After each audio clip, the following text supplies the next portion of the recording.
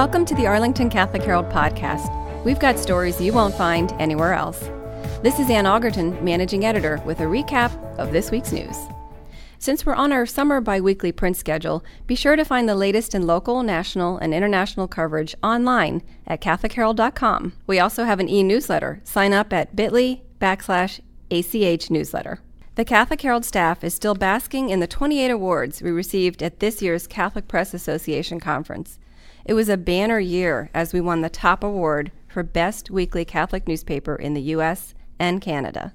Joining me today is Michael Fleck, editor and general manager. Welcome to the podcast, Mike. Thanks, Ann. It's great to be here. So 28 awards, that's pretty exciting, isn't it? Yes, it really is a great vote of confidence that the judges selected the Catholic Herald as the top Catholic newspaper for weekly diocesan newspapers, over 25,000. All right, well, let's read what the judges had to say. There is a strong writing throughout, especially in features.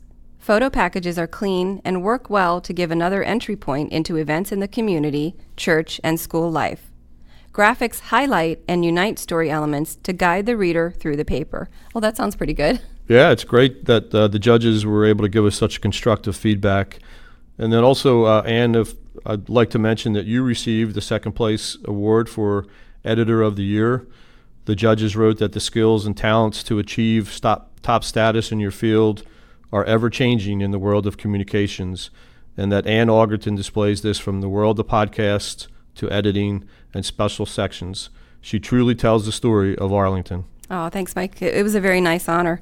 But also, staff writer Zoe Murray received honorable mention for Writer of the Year, among other writing awards. And this, our podcast, received honorable mention for Best Podcast. We had some interesting ones last year that we submitted to the judges. Do you remember the one about the beekeeper? Oh, yeah, that was Father Larson out at St. John the Apostle in Leesburg, and it was a great story, both on a podcast as well as on print and for photos, too. Right, so our readers and listeners can check that out at CatholicHerald.com. Leesburg Pastor's Beehive is all the buzz. And then we had one on a nun who ministers to prisoners with the help of rescue dogs. That's always a big draw whenever you can get dogs into a story. I think folks love that. And then we had one with John Mulderig. Oh, yeah, John does a great job with Catholic News Service as their movie review critic. And he's been going at it for many, many years, so he's really an expert in the field. Yeah, so he had some good things to share about his work. And then one of the other ones was Sister Rose Piccati. She's a daughter of St. Paul out in California, and she's a well-known film journalist. So she shared some of her work on faith and films. Are there any other awards you want to mention, Mike? Yeah, I'd like to mention that our website, CatholicHerald.com, received second place honors. And the judges wrote that beyond the excellent journalism found on the Catholic Herald site, I was impressed with several additional sections on the site. They had much more to say, and it's all online in an article recapping the awards at CatholicHerald.com. Great. And also, I want to mention that first place honors went to staff writer Zoe Murray for her feature story on Faith from the Wreckage. The judges said it was a moving feature that combines excellent writing with vivid details that make this story and the message of hope behind it come to life for readers. You know, it's probably a good time to point out that these awards are really only possible because people invite us into their lives at sometimes the scariest time of their lives, and they share their faith and they share their stories with us. And it's really a privilege for us to be able to take that and go with it in the form of the stories and photos and videos and podcasts. Absolutely. That's a great point to make, Ann. And then also I'd like to mention that our freelance photographer, Joe Cashwell, who has been doing yeoman's work in both sports coverage as well as he's covered the ordinations, multiple ordinations for the past several years. But he swept the best sports photos category, taking first, second, and third place for his outstanding photography. And those were coverage of swimming, basketball, and volleyball games throughout the past school year. Yeah, those were great. And our Easter issue won second place for Best Seasonal Issue. And our Back to School section won a second place award as well, so that was a nice surprise. You know, we spent a lot of time last year working on a 12-part diaconate series, and it was really nice to see that won third place for Best Reporting on Vocations. And as well, we received a third place on our coverage of the clergy sexual abuse crisis, which has been a tough topic. It's been a tough year. David Garcia won first place for most effective use of small space with an ad, STEM-a-palooza. I think that's about STEM in schools.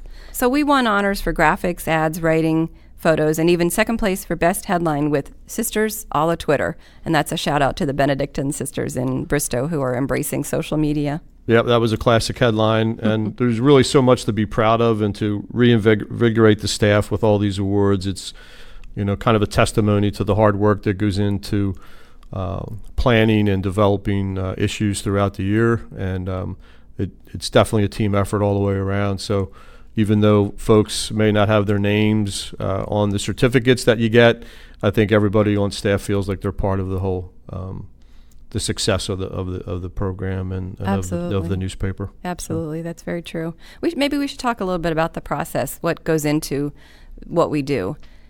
We start a staff meeting on Tuesdays, and we mull over some of the assignments that are coming up, things we need to get to. We discuss enterprise writing. Right. We go over the coverage calendar on a weekly basis and identify the top stories of the week or the next couple weeks. We work on assigning those stories to people, to staff writers, discuss whether we want to do just photos in an article or maybe we do video or extend it a little bit and interview the topic and do a podcast, incorporate that into a broader podcast at the end of the week. So, and we work very closely, obviously, with the communications department, and we identify where the bishop is going to be and what his priorities are for the coming weeks. And so, there's a lot of pre-planning that goes into the development of just every issue that we produce. Right. So the writers and photographers all come back to us with their stories and their photos and their videos, and we spend a great deal of time on photo selection and editing and getting everything just the way it needs to be for our print product and for online. And then it just gets repurposed across the board for social media and Instagram and e-newsletter, and we're drawing folks in with the videos and all kinds of things. And of course, there's a lot of on-site social media that goes on. There's the Facebook and the Twitter, and then there's the Instagram. So, we're using multiple levels of digital social media to really get the message out there and to spread the evangelization that the diocese and the bishop would like to see happen. Yeah, definitely. So if you're listening to this and you haven't seen any of our offerings, you can go to CatholicHerald.com. You can call our office at 1-800-377-0511 and get your very own subscription delivered to your home. You can pick a copy up in the back of your local Catholic church. And one more place, Mike, where can folks find us in the newspaper boxes? We have several newspaper racks out at various metro locations, mainly along the Orange Line right now, so Ballston, Clarendon, Courthouse, Roslyn. And so as you're out and about during the summer months, as you're going downtown or going to a ball game or something like that, keep an eye out for the Herald news rack at your local metro stop and pick up a copy on your way. Okay, that sounds great. Thanks so much, Mike, for chatting about the awards and our process. It's nice to be able to share that with our listeners. Yep, it's great to be here, Ann. Thanks. Okay, and in next week's print issue, we're going to have a roundup of Work Camp, which was a week or so ago, but we've got a little bit more to bring our readers, some more photos, some more in-depth stories.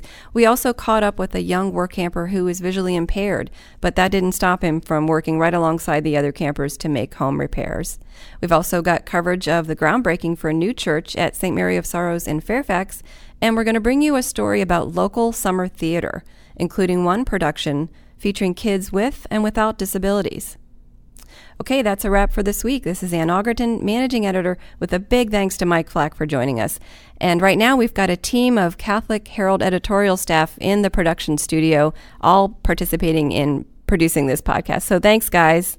And thanks to you, our listeners. Stay engaged, inspired, and informed with your Catholic Herald. Start your own subscription, email circulation@CatholicHerald.com, or call that phone number I gave you earlier, 1-800-377-0511.